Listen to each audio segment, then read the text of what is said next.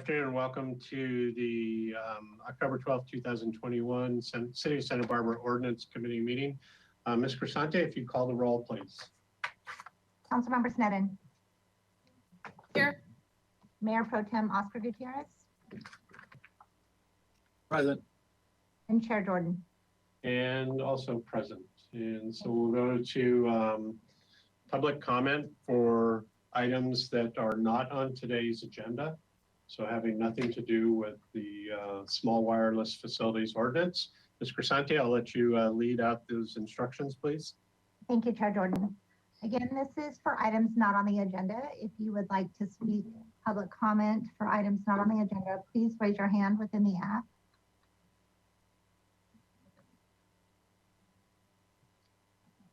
And Chair Jordan, nobody has raised their hand.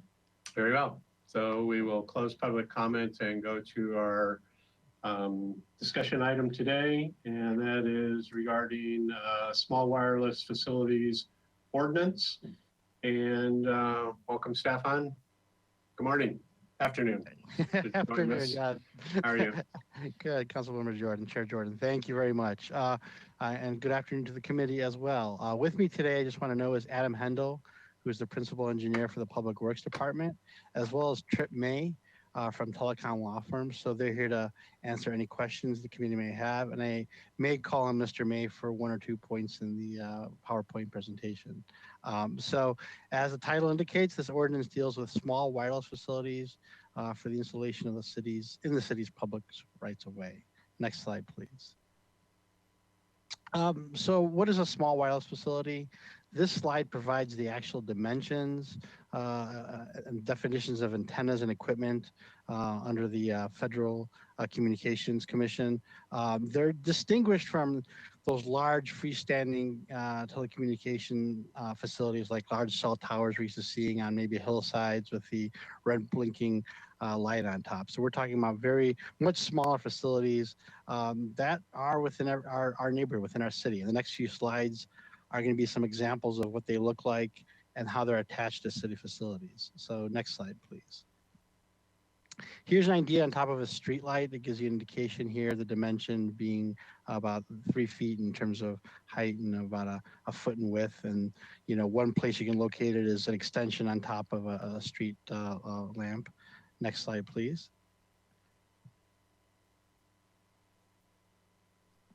Oops, next slide.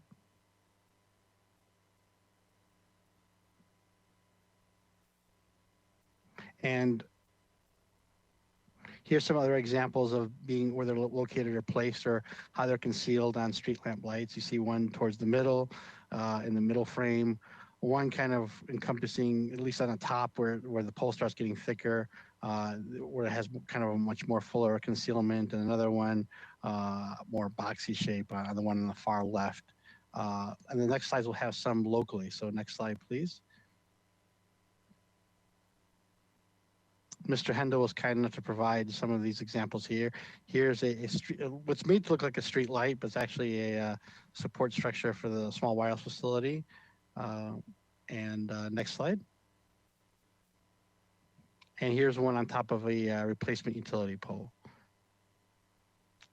Next slide. And city staff at least recommends how the preferable way how they would like them installed in terms of the ordinance. The ordinance also has and we'll get into that, a support structures preference in terms of what utilities we would like them on. The most preferable being street poles, street lights, and utility poles. The least preferable would be like bus shelters or other things that we'll get into. So this would be the most at least optimal, preferable structure that they would be placed on. Next slide, please. So the demand for wireless installations, in particular small wireless facilities, which we'll be solely discussing today, is expected to grow significantly over the next several years. And that's because of fifth generation technology, commonly known as 5G. 5G technology requires a closer spacing of antennas and more installation to provide coverage for technologies such as streaming videos, self-driving cars, and they're not going to do this again by the large cell towers, but what you see in the previous slides, placing small wireless facilities in the public right of way using utility poles and streetlights. Next slide, please. In order to gain coverage and due to need for the dense coverage that I just mentioned, you're going to see in all areas of the city. The introduction of the ordinance specifically provides that the wireless industry is rapidly densifying their networks, with many small cells being placed in the public right of way. So this ordinance is dealing with that deployment issue. There are many different sources out there that talks about how many are needed and how many are needed per square mile. I'm not a technology expert, obviously, but the city of Santa Barbara is roughly around 33 square miles. So let's say a carrier would even need a conservative number of 3 or 4 in a square mile to get coverage. You're talking about 3 or 4 carriers. You multiply that by 33 square miles, so at least you're talking at least in a minimum of 300 to 400 potentially. Again, there's other sources out there that talk about how many are needed or not, but the main point of that is that a lot of these are going to be needed to be installed in the city. Next slide, please. I want to first start about the public outreach process, discuss how that went and the steps we took. We released the first draft of the ordinance back in December 1st in 2020 and received a lot of public comment from the community members as well as the telecommunications agencies. Mr. Hendel and I had several meetings with each group and we made changes to that first draft. To us, this whole process, transparency was very important. It was one way, and one of the ways we were doing that was by documenting all the suggestions and outreach we've received on the ordinance. And we incorporated some of it. We also attached as part of the report to the committee was a public comment matrix, which shows all the comments we received, the amount of number of comments, in terms of maybe some suggested something similar, and we received 10 on that specific item. And then also what's important is what we did with the comment. Did we incorporate it or did we not? Or do we partially adopt it in the ordinance? And the reasons why. So again, transparency was very key in this process. On July 1st, we released the second draft of the ordinance and continued to receive public comment on that from the wireless industry and the community. We also received a report from Campanelli and Associates. They're based out of New York. And we had additional meetings to discuss the input. We made less changes on this go around versus the first time and released the final draft of the ordinances before the committee today with a final matrix chart. Next slide, please. It's important also to discuss before we go into the particulars of the ordinance, the legal constraints and concerns that we have. As I mentioned, the Federal Communications Commission is in charge of regulating all small wireless facilities. And federal and state laws place significant constraints on the city's ability to control installations of small wireless facilities. Now, not all, we do have some power, but we have to be aware that we do have significant constraints before us and we're preempted on many matters. So for example, city ordinances cannot prohibit or even have the effect of prohibiting the ability of wireless carriers to provide telecommunications services. And its regulations must be competitively neutral and non-discriminatory as compared to other utilities. So we can't show, make it more difficult for this type of utility as compared to other utilities. The city uses gas, electric, etc. Also, it's very important, you'll probably hear me repeat this several times during the presentation. The city cannot regulate wireless facilities based on the effects of the radio frequency emissions. So as long as it meets the FCC emission rules and the standards, which were created back in 1996, we cannot preempt that issue. So if the wireless meets those standards, then that's lawful. We can't have additional regulations on that. However, the city can establish aesthetic standards requiring, for example, small wireless facilities to blend in the surrounding area, and can also establish aesthetic-based location criteria standards too, in terms of what's more favorable location versus unfavorable. And both of these standards are under the proposed ordinance. Next slide, please. Another important issue to discuss is shot clocks. Under federal law, the city must take action on a submittal of a small wireless facility permit within a specified time. As you can see up there, 90 days for new structures, 60 days for attachments to already existing structures. An application must be deemed complete for the shot clock to run. So if we determine it's not complete, it's missing items that we need under our ordinance or checklist, we would argue that the 60 days or 90 days does not run. The last bullet point up there is very important. The ordinance streamlines the review and appeals process because we have to recognize that we're up against these shot clocks. So we do want to offer appeals and a review process, but we've kind of blend that balance to what federal law has provided with these shot clocks. Also, it's important to point out regarding shot clocks, California legislature and the governor recently signed Bill AB 537, which becomes effective January 1st. This creates a deemed granted remedy for the failure to act on a small wireless facility application. And Trip May's on there. I wanted Trip to kind of go in a little bit more of what effect this would have. Trip, if you may. Sure. Good afternoon, Chair Jordan, members of the committee, members of the public. Thank you, John. I'm Trip May. I'm your outside counsel for wireless facilities and telecommunications infrastructure matters. And as John mentioned, there is a new law that was approved by the governor, adopted by the legislature, taking effect at the beginning of this coming year, so January 1st. And in effect, if you fail to act on an application for a small wireless facility, meaning approve it or deny it, within the shot clocks that John has laid out for you, then state law would say that application has been deemed approved. And in theory, the applicant could go ahead and start constructing their project without getting the affirmative approval from the city. I say that in theory because we have yet to see that happen in practice, mostly because I don't think anybody is that daring to build something in the right of way without getting authorization from the city. But it does underscore the need and the importance of getting through the review process at the city level within these timeframes. And so as John mentioned, you do have aesthetic discretion. And I want to clarify that you don't have to treat these types of facilities the same as any other type of right-of-way user. The FCC did say that in their small cell order, but the Ninth Circuit overturned it. So you can go back to a similar type of a zoning review, but you have to do it in that really short time frame. And failure to do so may mean that you just lose the ability to say no to applications that you could validly deny. So very important that we keep in mind the balance between exercising discretion and meeting those timeframes. Thanks. Thank you, John. Thank you, Trip. I'll probably call you once or twice more before the presentation's over with. Holly, next slide, please. Thank you. I wanted to kind of give a brief description of some of the laws, and the next slide, the case laws out there, because it's important to show what we can control, what we can't, and why, and what's been said or interpreted by some of these laws up there. So the first one, the Federal Telecommunications Act, the acronym TCA, it's designed to promote competition, reduce regulation, in order to secure lower prices and higher quality services for telecommunication customers, and most importantly, to encourage deployment of new technology, telecommunication technologies. A key feature of the law allows the FCC to preempt state or local regulations that act as a barrier to wireless telecommunication services. Also, again, this is where the RF emissions are key, that no local government can dictate or even consider wireless entitlements based on the health effects of RF emissions, so long as they comply with the FCC standards.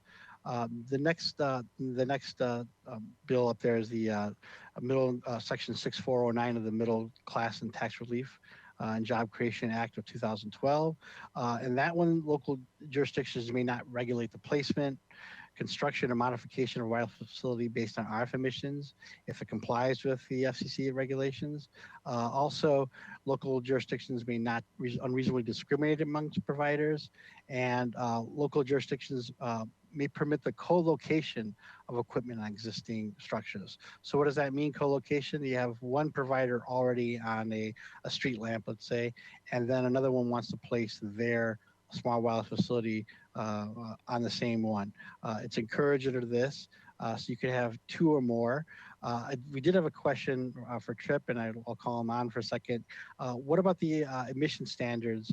Can we consider the aggregate total? So maybe one of the small wireless facilities is within FCC standards, but if you have a second or third small wireless facilities, and if they're emitting more radio frequency that passes the FCC standard, can we regulate that? Would that be considered in violation? And Tripp said yes. And why didn't you explain why, Tripp, on that issue?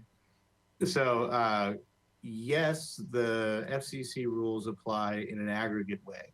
So there's a maximum permissible exposure level, and wherever a person goes, they should never be exposed to more than that maximum permissible exposure level. And if multiple emitters, so multiple carriers, are contributing to the total amount of emissions a person would be exposed to in any given place, they are jointly and severally responsible for mitigating the exposures that exceed the 100% maximum permissible exposure level if they are contributing more than 5% of the emissions that add up to 100%.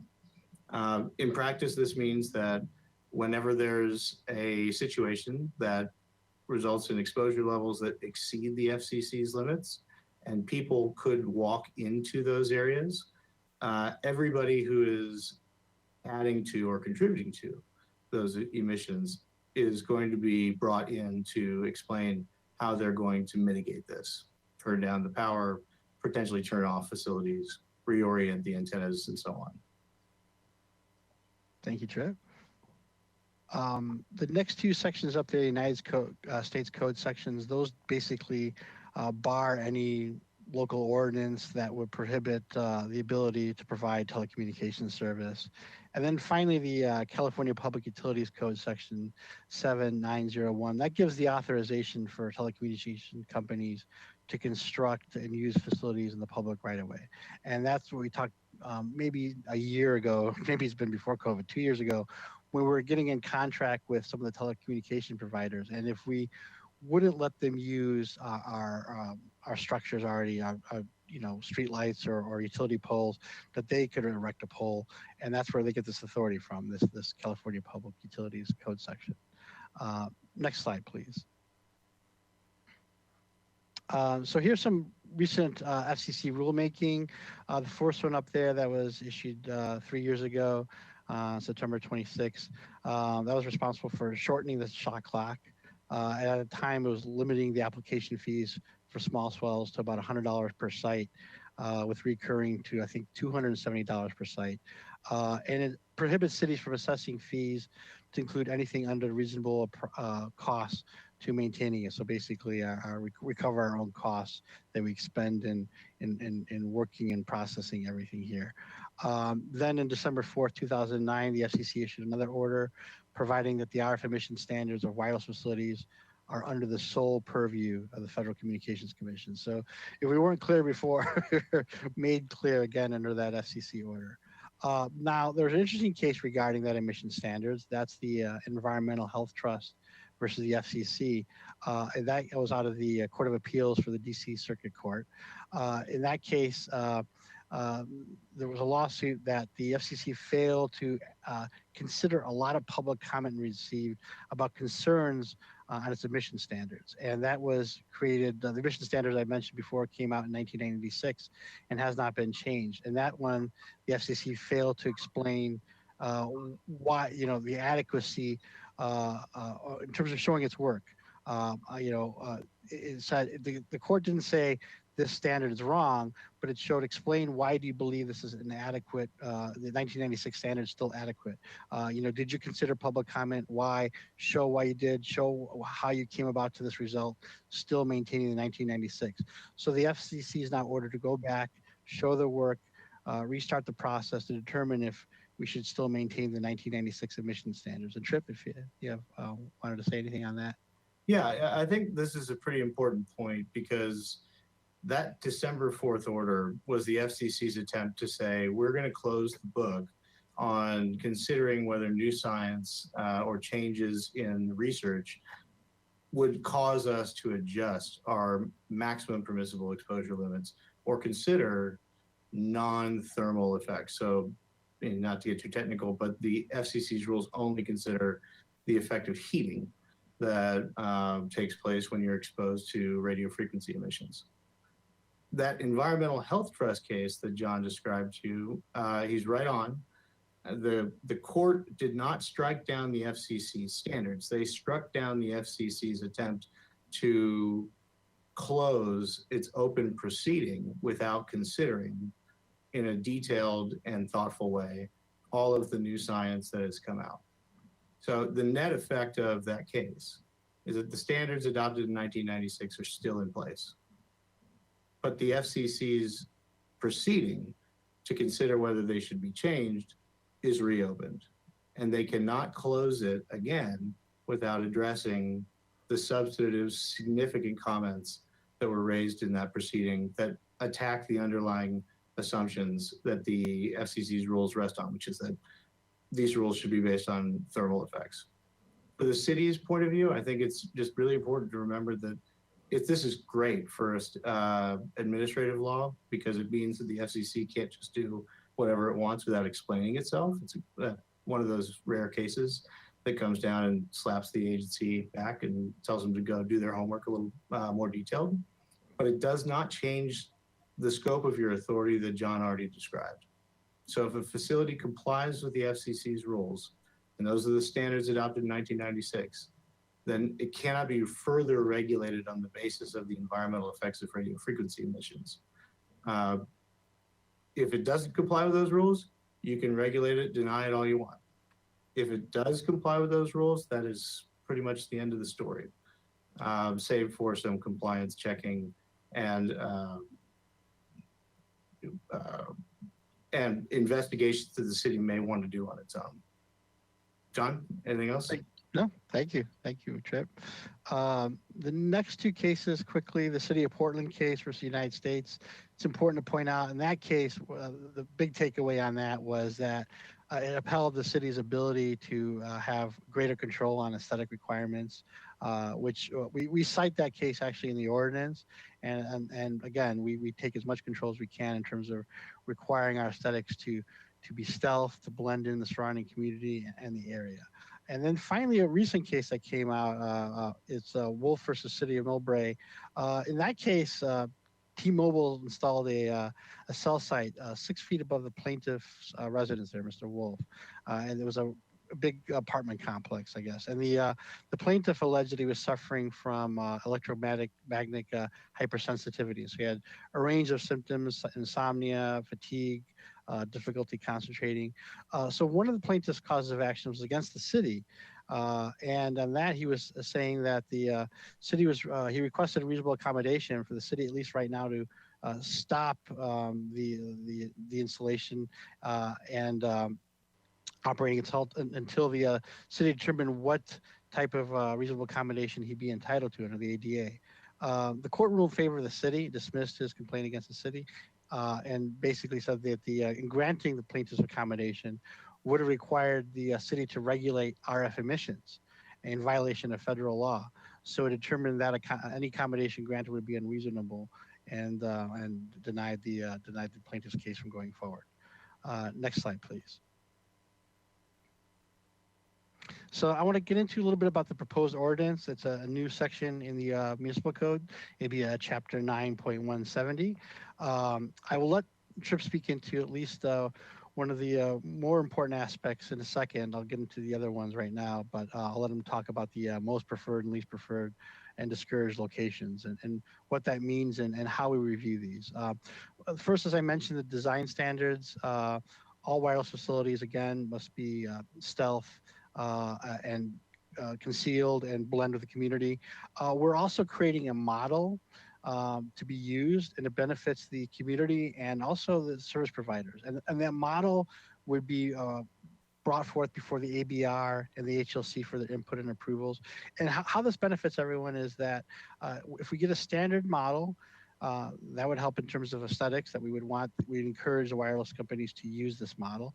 And it helps the wireless companies in turn by, it's a quicker way to get approved. They know they'll get approved if they follow this aesthetic model moving forward. So we view that at least as a win-win for both the community and the wireless companies on that.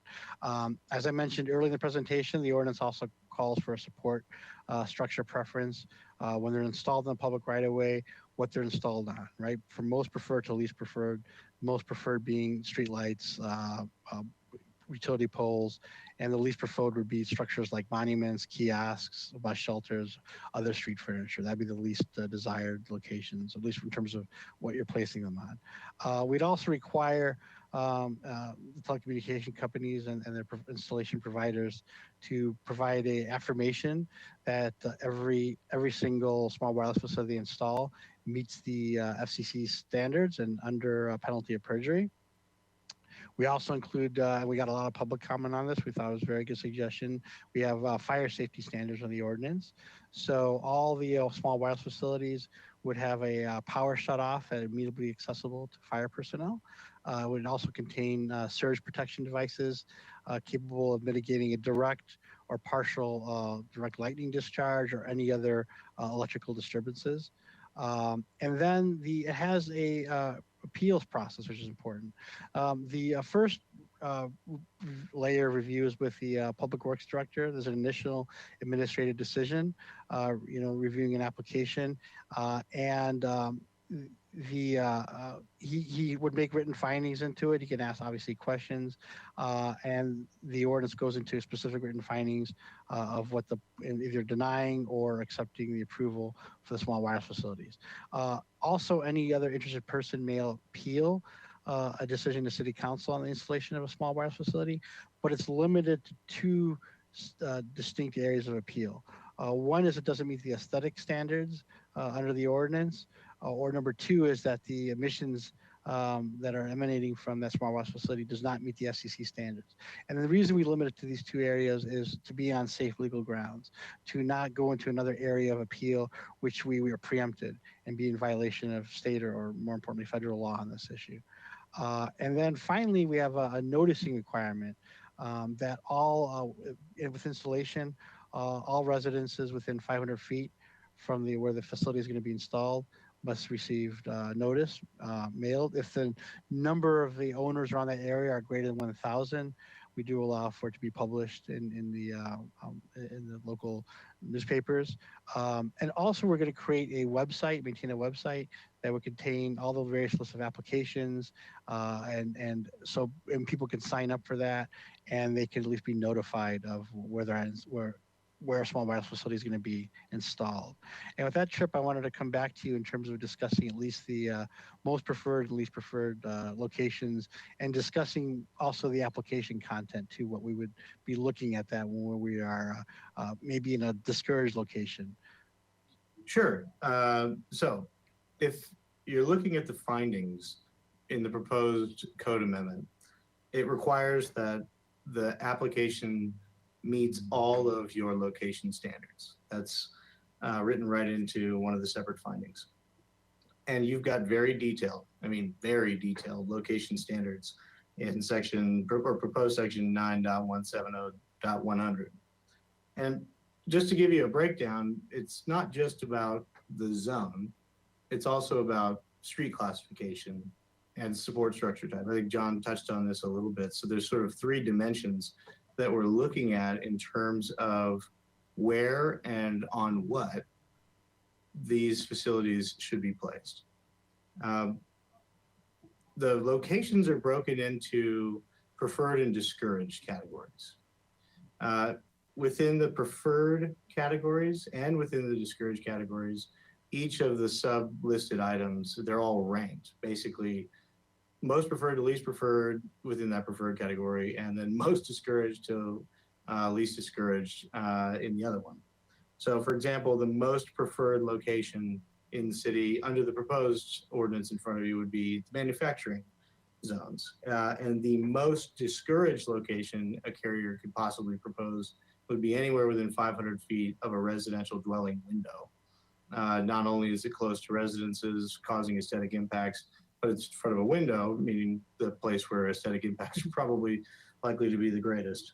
And the ranking is important for a separate reason. Under the Telecommunications Act, you have to have substantial evidence in order to deny an application. Substantial evidence just means the amount of evidence a reasonable person would accept as supporting a conclusion. So like if reasonable minds could disagree, tie goes to the city. And whatever the decision-making body of the city found. but you have to tie it back to something in your code. So it is really important to say, we would prefer this over that, over this, over that. So that when something comes in, and it may be in that preferred category, but there's a better location nearby, a higher preferred area, we can point directly to our code and say, we need you to explain to us why you cannot build your facility in that more preferred location. And if they can't explain it to you, that gives you better grounds for an effective denial of an application. If they can explain it to you, then it may be what it is. In the discouraged category, we start with the preposition that we don't want it here, and we're not going to allow it here unless the applicant can show us that there are no other locations that would work for their proposed facility. So it's similar to the way the preferred locations work, where they've got to show you that none of the more preferred locations would work, but it starts again with a different proposition. This is going to be a no unless you can show us that we have to say yes for a federal preemption reason, meaning there are no technically feasible alternatives. As I mentioned, they also consider road classification, so higher traffic streets more preferred over lower traffic streets. Support structure types, we want to make sure that we don't create new obstructions in the right-of-way by planting new non-replacement poles when an existing pole or that could support the equipment, or a replacement pole in that same location could also do the job. And we also have a list of very specific placement requirements that are intended to make sure that we don't have unreasonable obstruction of the right-of-way for other types of users, and particularly public safety, but also for aesthetic uses of the right-of-way. I mean, it is part of the fabric of your neighborhood.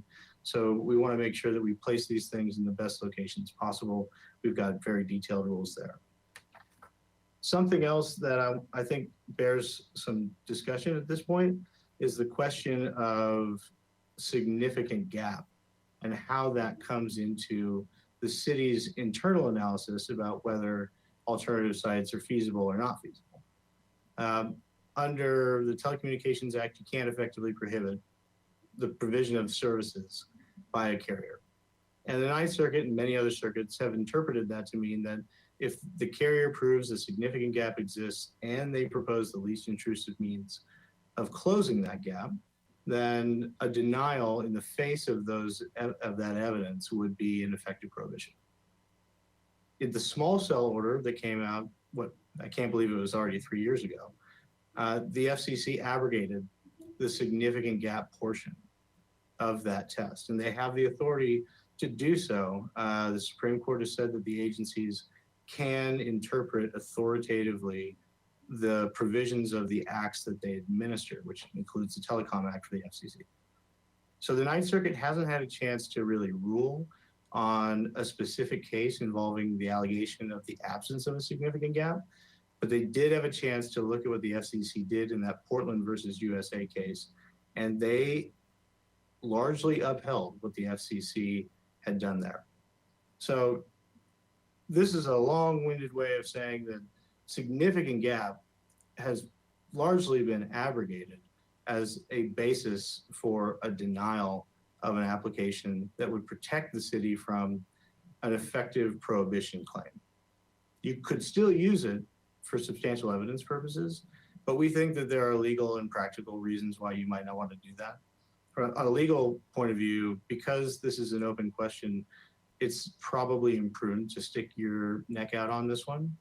And when you couple that with the practical part of this, which is having significant gap as part of your findings, sort of invites people to hang their hat on that issue and not go through the other steps, it turns itself into an opportunity for denials that get overturned. So the good news is that significant gap is just one half of the effective prohibition test. The other side of that is the least intrusive means. And so because we have all this very detailed location criteria and design criteria in the ordinance that's proposed in front of you, we are holding or proposing to hold the carrier's feet to the fire to make sure that they do the best possible job they can. And if they do so, then they do have certain rights to deploy. But if they refuse to or fail to, then the city has the strongest possible grounds to say that we're not going to approve that unless you comply, or if you won't comply, then you have the authority to deny it. So that's a lot. Vocabulary question, a legal vocabulary question. Chair Jordan, is that all right if I ask a question? Sorry, yes, I'm note taking while listening. Yeah, please. Thank you. I just, the use of the word aggregated, I think in one context, we were using it to mean like the aggregated RF impact, but then you just said a different, I think, use of aggregated. I want to make sure I'm understanding, because we've asked, can we consider the aggregated effect of co-located antenna? But then I think what you were just saying was a different use of aggregated. And if you could, if you could highlight for me the use that you were just using and what that means. Yeah, so the Supreme Court has described the Telecom Act as not a model of clarity, and they use the same terms over and over again, referring to different things. So don't feel like it's beyond you when you get confused. In the first context, when I used the phrase aggregated, I was referring to the aggregate or cumulative level of radio frequency emissions in a particular space. In the other context, when we talk about the aggregate or cumulative visual impact of multiple facilities in the same place, that doesn't fall under the effective prohibition umbrella. It falls under a separate provision of the Telecom Act, which is the no unreasonable discrimination. But the Ninth Circuit has been very clear that says it's not unreasonable discrimination to say that a straw breaks the camel's back. If one facility can be one too many if there's already multiple facilities in the same place. And so it would not be unreasonable discrimination to say no to a fourth or fifth carrier in a particular intersection when you've already got 2 or 3 that are there. And that's what you meant by the significant gap has been aggregated as a basis of denial? Pardon me, that may have been garbled. Abrogated. Oh, thank you so much. Thank you. It was just a vocabulary question and I was not, okay, thank you. Abrogated. Thank you very much. You're welcome. So long story short, we have very detailed design and location standards in this proposed ordinance because we are building up all the tools in the box that the city will need to make sure that facilities built in Santa Barbara are as closely aligned with local values as they possibly can be, and that ones that do not have the strongest basis for sending them back to the drawing board or potentially even denying them in extremer cases. The reason why significant gap is not included as a finding is that, as I mentioned, it has been abrogated by the FCC in the small cell order. And even though you could potentially include it under the substantial evidence test, it is a bit of a landmine that often leads people down the wrong path and gives them a false sense of security about their authority to deny those applications. Better to focus in on the location and the design rather than the business case or the need. Thank you, Trip, for that. And if we can go to the next slide, Holly, I think it will also go into Trip's point that we were just talking about. So this is an attachment, an example. The Verizon provided us at least of their technical feasibility analysis. And you see in there the green of where they would want the placement and the yellows are other locations and why or why not it was not feasible. So as Trip mentioned, we would want the applicant to provide a meaningful comparative analysis for with factual reasons why all the alternative locations or the designs identified in the administrative record are not technically feasible or potentially available to them. And our ordinance provides various things to look at besides significant gap. We did mention that we would provide in the application checklist. That's something we'll go into the next slide is one thing, but not when it comes to our actual ordinance and the findings through the Public Works Director because of, as I mentioned, not to repeat ourselves, but for the reasons that Tripp illustrated. Next slide, please. Finally, I think it's really important too, the ordinance contains a very important provision in terms of expert reviews when deemed necessary. This is in discretion of the Public Works Director. We would require all wireless companies to select and retain an independent consultant with specialized training, obviously, on telecommunication issues, to review a permanent application if there are certain questions, right, from the Public Works Director on the completeness, the accuracy, if it's the pre-construction plan is compliance with the applicable RF emission standards, and whether post-construction would be compliant as well. You know, whether and what extent the proposed project would comply with applicable laws, including our ordinance, and so, or any other issue identified by the Public Works Director, any other question we have, that would be obviously paid. The expert would have to be paid by the wireless company, so the city wouldn't take that cost on. Also, we would require mandatory meetings at least once a year from the telecom companies to meet with the public in terms of their plans, in terms of how they plan on rollouts or any other questions the community may have. You know, they serve the community, they're in the public rights of way. We feel at least one time a year is not a logistical problem to meet at least the community and to discuss issues. Also, we'll have your regular insurance identification, no more burdensome or different from any other utility company would require. And again, the ordinance is flexible, and what's key to hone that down is the application checklist to provide administrative regulations is vital. We do not have that present. Staff felt our energy would be better served at least working on the proposed ordinance and see what is final and approved, and then coming with an application checklist, but we're open to any input on that. Next slide, please. So in conclusion, you know, the proposed ordinance met, I think, the objective given by council early on is obtain as much local control as possible, work with the community, get input. So number one, it protects the city's aesthetic standards. I also think the model that we would create will be approved by our design boards is really key in that. We do have a location preferences standards as well as a structural preference standards, and it just reduces impacts to the public rights of way. As we mentioned, we have stakeholder engagement. As I mentioned, transparency is vital. We've had that. We will continue to do so. And we believe this ordinance is compliant with state and federal law. The terms are clear and consistent with what's regulated. We do have an appeal that comports with at least the shot clocks out there that we know we have to recognize. Yeah, and there will be additional things that we will do as part of this ordinance. As I mentioned in the agenda report, that we will contract too with companies to do maybe random testing. Now these testings are a couple thousand, so you know, be a handful, but to make sure that they're you know, each one we test complies with the FCC emission standards. Next slide, please.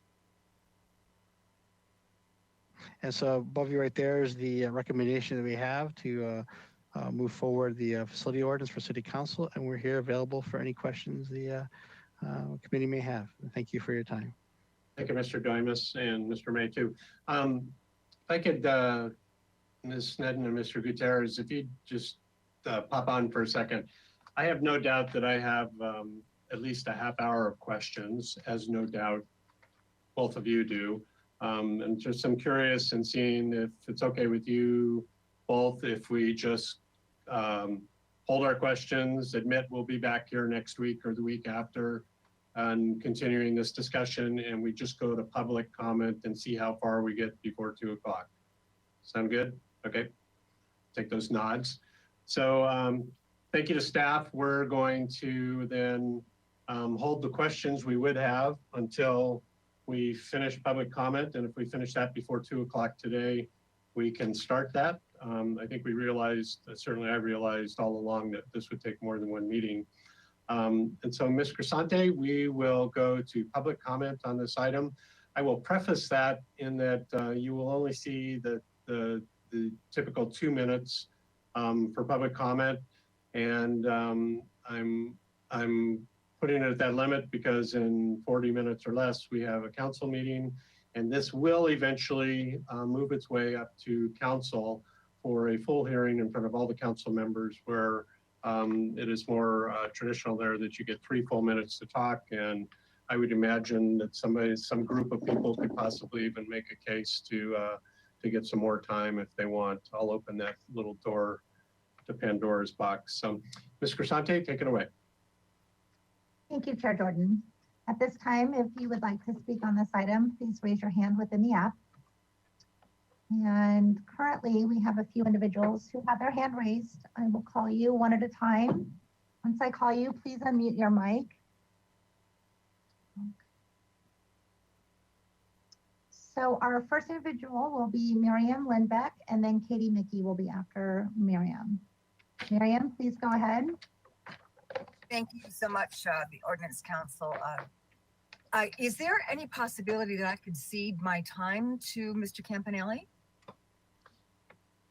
Our procedure on that is no. So, but you're both welcome to read part of what you want to say, and then the other one can continue it. All right, thank you. In looking at the conclusion, first of all, with the ordinance, there's not one single word in there that mentions protecting the residents, which is the primary purpose of an ordinance. The balance is to protect the residents, and secondly, to do the necessary distribution of cell towers for the saturation of telecommunications in our area. First thing that we want to understand is that telecommunications means phone calls outside. It does not mean broadband services. And this elephant in the room has been the big one since the very beginning. FCC does not oversee broadband. It only oversees telecommunications or phone calls outside. So all the fuss that we have with our ordinance is ignoring that first fact. What is going on with telecoms is a business model for data and information, for downloading, streaming videos, etc., which is not what telecommunications is for. So the FCC and any compliance with them has to be centered around telecommunications only and not a business model for broadband. That is the difference. Thank you. Thank you. Next speaker. Our next speaker will be Katie Mickey. Katie Mickey, please go ahead. Thank you, Ordinance Committee. There are many questions that need answering before you vote on this ordinance, such as what is the risk in having a flexible application checklist? How can one sentence added to a flexible checklist nullify an outstanding ordinance? What provisions are needed to ensure that the shot clock requirement of SB 537 do not require approval of incoming applications?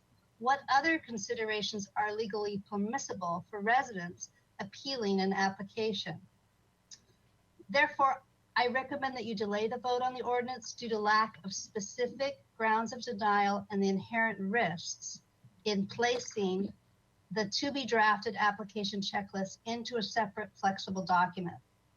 Santa Barbara's revised final draft ordinance has been 17 months in the making, and thus far it is incomplete, has significant omissions at this point in process. The delays, the significant omissions, the disregard for Campanelli's legal analysis has left me substantially concerned. I have been hopeful up until this point that Campanelli's legal analysis, written in layman's terms, specifying what provisions are necessary to empower our city staff to deny irresponsible and unnecessary installations, and that would inform city staff how to remedy the omissions within the ordinance. However, I have now come to the conclusion that the Santa Barbara City and the public would be best served by hiring Andrew Campanelli to draft our ordinance incorporating all his best recommendations and provisions for avoiding shot clock restrictions and codifying grounds of denial. Thank you. Thank you. Next speaker. Our next speaker will be Ron Buckley, then Leslie Weinstock. Ron Buckley, please go ahead. Thank you, council members. I have a couple disagreements with Mr. Doimus. The presentation of the slide showing, Katie, could you mute yours? Unplug it.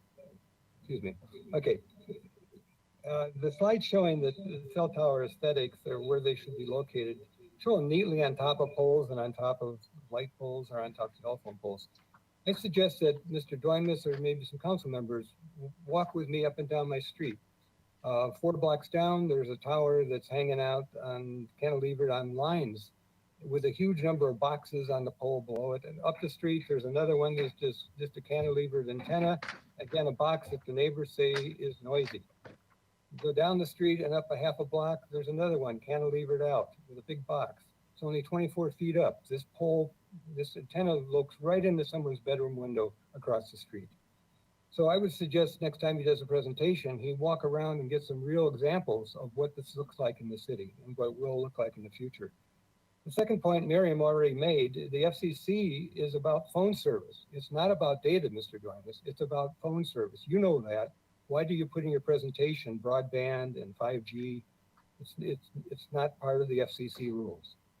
And finally, the original Kramer document, the draft ordinance, if you do the math, it pointed out there would be 3,000 to 4,000 towers in the city, not 300 to 400, Mr. Doimus. Do your math and look at that original one. So I'm happy you're going to delay this. I thought getting a 190-page document to review in 1 working day and 1 weekend was ridiculous. So I appreciate your delaying it, and we'll hopefully I second Katie Mickey's recommendation that you hire Mr. Campanelli to come up with an ordinance that would really protect the city, and I'll pay for it personally if the city can't afford it. Thank you. Thank you. Next speaker, please. It looks like our final speaker will be Leslie Weinstock. Leslie Weinstock, please go ahead. Yes, unfortunately, this ordinance does not include all the protections we expected and what Mr. Campanelli suggested in his analysis. Today, we have a 0% controlled fire. Cell towers have contributed to some of the most deadly fires in California history.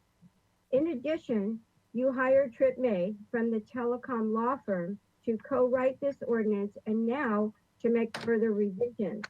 This law firm has conflicts of interest, works for industry, and gets paid to process wireless facility applications. The telecom law firm has given confusing and incorrect technical information about what 4G and 5G are. They have a history of not fully or correctly advising city councils and staff regarding the full range of options that are available at the local level to exercise more control and discretion relating to facility placement. There are troubling facts about the firm. For example, on October 1, 2020, Dr. Kramer gave a presentation to the wireless industry advising or called, quote, small cell deployments, the critical factors involved in achieving swift approval, end quote. This ordinance must include all possible legal protections, be unambiguous and complete. The final draft wireless ordinance is missing necessary procedural guidance that will give the review boards the authority and ability to deny applications, and it definitely needs revisions. Therefore, I strongly request that the ordinance committee and the city council delay the vote until Attorney Andrew Campanelli revises the ordinance. Thank you very much. Thank you. No further, Ms. Crescente? No, Chair Jordan, we've had additional individuals who'd like to speak on this item. Figured such. Go ahead. Kent Epperson. Kent Epperson, please go ahead. Hi there, members of the Ordinance Committee. I'm just going to keep my comments pretty brief, but you guys are faced right now with a situation where your legal staff have, they've hired a firm, they've spent a lot of time and effort coming up with this recommendation, and it's kind of fully baked. It sounds like from their perspective, it's fully baked, and yet we are here at this juncture right now where the lengthy research that we've done and the legal expertise that we've hired is just disagreeing with your county counsel, your legal counsel, and we could probably debate over this for another year and a half. I think we have. Ultimately, it's really the city council. You guys are here to make policy. Do you want legal counsel to set policy? Do you want an ordinance that has an attitude of, well, this is only what we can do? Or do you want an ordinance that says we can do all of these things and you include all of that you can? And then if it's challenged, you whittle it down. If it's a little too strong, there are not huge legal ramifications here if you do this. There's huge liabilities if you move forward quickly without these measures. They absolutely can be in there in this ordinance, and they will stand legal challenge. We've got the best trial lawyer that's been working on this stuff, and he can tell you how this is played out in the courts. So please consider this idea of maybe getting a second opinion. It's nothing on your staff. They've worked really hard. Trip May has done great work in the past, but I think at this point it really pays to have a second opinion here. Thank you very much. Thank you. Next speaker. I believe our final speaker will be Safe Tech SBC. Safe Tech SBC, please go ahead. Can you hear me? Is Yes. that a person's name? Hi, this is Kimmy Van Dyke, and I just wanted to say just a few things. That we have over 500 members in our Safe Tech Santa Barbara Facebook group. We have over 2,338 signatures on our change.org petition, and over 200 on our email list. And we just put out a brand new petition about this exact issue. And in a very short period of time, we got 63 signatures, and I have a spreadsheet that I can share with you, and that can only grow between here and the end of this. But I just want to say how strange I think it is that people talk so commonly about concealing and shrouding and hiding these things that I know to be harmful. So we don't even have proper signage at a height of a normal human to even read that there might be something that could be harmful near you. So I just want to really bring that up to the front again. And so people realize that you're trying to hide them from us, and we want to know, and we just only want what we need for regular cell phone service, not to sit and watch a whole live stream video on the street. That's not what we're here for. That is harmful. So there are ways to make this workable. And if we get accountable to what we're really talking about, we might have something. And as for the FCC back in August of 2000, what was that? Shoot, I've got so many notes here going on, but August 2020, the FCC staff actually did a report to say that it's unreliable, the propagation maps and computer modeling that they're using to show that they have what they need to put a tower wherever they want. So I want you to know that we really want that hard drive test data and start looking at things like that. I know we also have Andrew Campanelli on the line, and I think we'd really like to hear from him and have some time with him. So I'm going to stop right now. Thank you so much for your time and consideration. Thank you. Any further, Ms. Crescente? Yes, Andrew Campanelli has raised his hand. Thanks. Andrew Campanelli, please go ahead. Thank you. Good afternoon. Thank you for unmuting me. Well, I've listened to your presentation, and I don't talk in terms of hypothetical situations. I talk about cases. I've handled Telecommunications Act cases for 20 years. I'm on the front lines. I'm watching the rollout of 5G across the country. I've advised local governments from New York to California. To summarize my take on this, I will tell you there are some good provisions in your code as drafted, but there are some gaping holes. And here's the bottom line. I can only say it this way. If this code is adopted as it is currently drafted, you will virtually guarantee that a sophisticated site developer like a Crown Castle, which is a a big company, a smart company. I've gone up against them all across the country. As drafted, this code would enable a site developer like a Crown Castle to essentially put these things pretty much anywhere they want, because under your code, they can assert claims which would essentially enable them to assert that denial of their application would be a violation of the Telecommunications Act, because this ordinance as drafted does not authorize or empower the city or any city board to make the factual determinations which would be required to defend against the challenge under the TCA. There are some really gaping holes. I can't explain them in 2 minutes. I've heard some of the representations made by counsel for the city. Some of what they said is valid. Some of it is directly contrary to federal case law. So if the city wants to hear from me, I'd be happy to explain piece by piece where the problems are, but there's no way I can do that in 2 minutes. So thanks for giving me 2 minutes. You're welcome. Any further, Ms. Crescente? Chair Jordan, no, we have no further speakers on this item. And so everybody stay right there. And I'm going to suggest that rather than start with questions and discussion, we just ask staff to come back next week for another, I know we had a spot slotted there for next week in case of this. And we just start next week with questions and discussions. Ms. Sneddon. Thank you, Chair Jordan. I'll hold all other questions, but I'm wondering if there's a timeline expected from staff of when we might see a checklist. Good question. Yes, afternoon, Councilmember Sneddon, Chair Jordan, Councilmember Gutierrez. I did speak with Mr. Hendel, also with Mr. May. We can get that in a couple weeks. So 1 week obviously would be unrealistic, but we would probably have it ready before we go to council afterwards. So, you know, because we already have a, you know, Mr. May's firm already has a kind of a checklist kind of created, and then we have one that we currently use, and we'd be combining the two and also making some changes to specify what the ordinance is. So I would say a couple weeks, so before council for sure. Could we say then that we want it to come back to ordinance committee when that checklist is complete? So in a couple weeks rather than a week? That would be my preference. I'd rather ordinance see it before it goes to council. If that will work with you, Mr. Doimus, so that would be, without knowing what's going on behind the scenes, that would be the 26th. We'll make it work. Okay.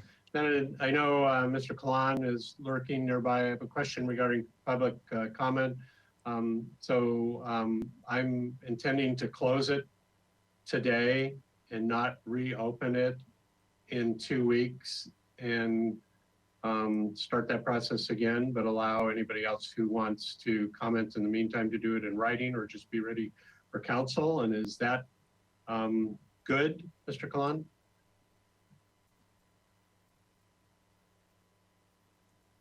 Yes, Chair Jordan, in order to assure your privilege to do that, you should adjourn this meeting and continue it to a date certain.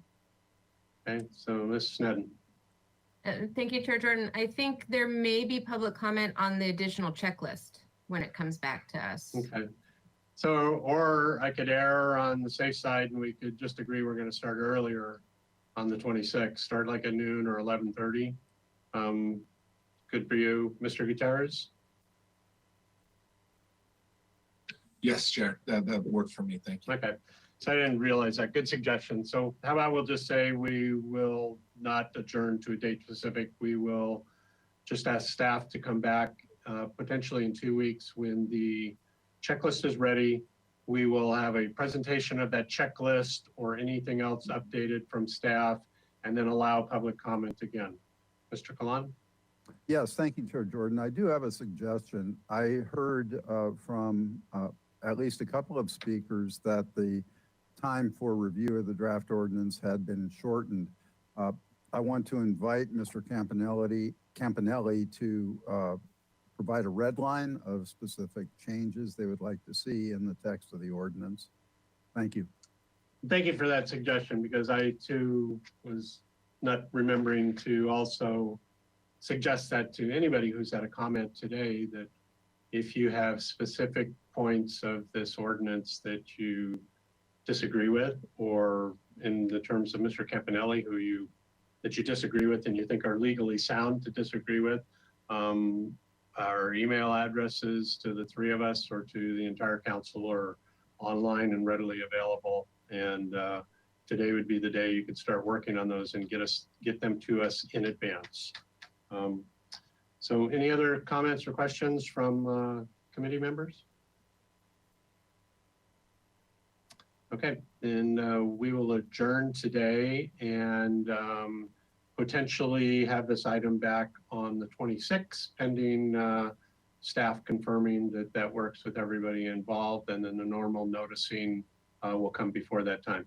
So we're adjourned. Thanks.